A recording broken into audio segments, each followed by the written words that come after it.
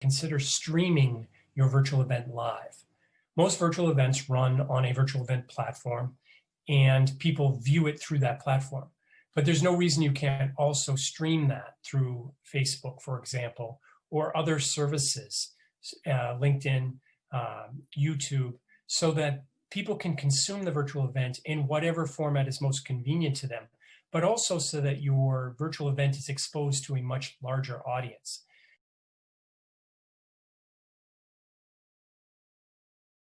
A dry run, or to do several dry runs before your virtual event.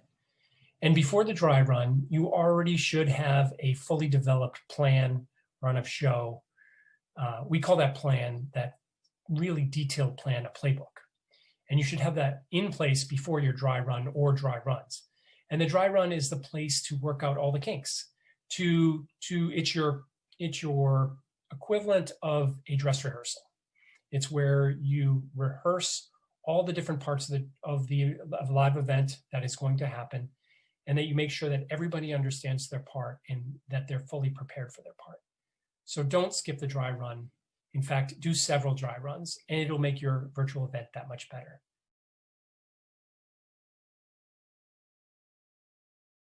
If you're running a virtual event and you're doing the marketing, best practices are, if you can do it for a larger virtual event, to have a 3-month lead time on that. And realize that you're not going to get a lot of attendees in that first phase. In fact, about 50% of your attendees are going to come in that last 2-week period. And I know that can be very stressful when you put all the time and effort into a larger virtual event and it looks like the signups aren't coming. But that initial phase is intended to make people aware of it, make them engage with it. And it's that constant, steady repetition of marketing that will get them to actually sign up.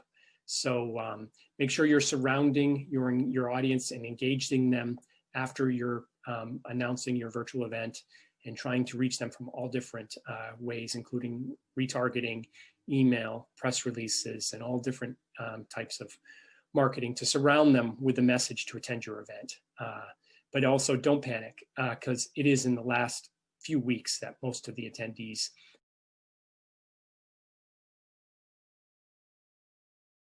playbook. Create a playbook with a run of show for your virtual event.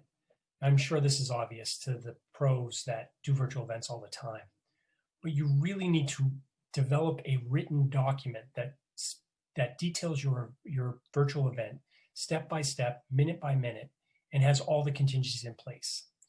In 365 Media, we do this for clients all the time, and we call it a playbook. And we'd be happy to talk to you about developing a playbook for your virtual event. Just shoot me an email at rd@365media.com. And in that playbook, we have a step-by-step guide of every phase of that virtual event, including all the contingency plans and the details on the technology stack and how it will work together.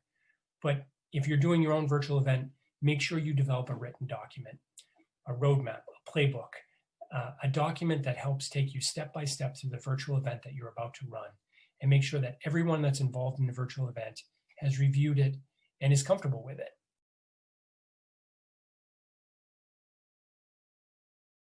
Develop personas for the various attendees of your virtual events.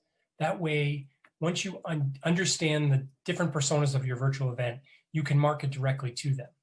Each persona should have their own landing page, ideally, so that the virtual event is being marketed directly to the personas of the people you're trying to attract. And when they come to your landing page, that landing page speaks directly to them. So get as specific as you can, and realize also that as you develop personas, that the personas can change from virtual event to virtual event. Just stay very close to an understanding of who it is you're trying to attract to your virtual event. Develop personas for the attendees of the virtual event. And then, if you can, develop individualized landing page for each persona.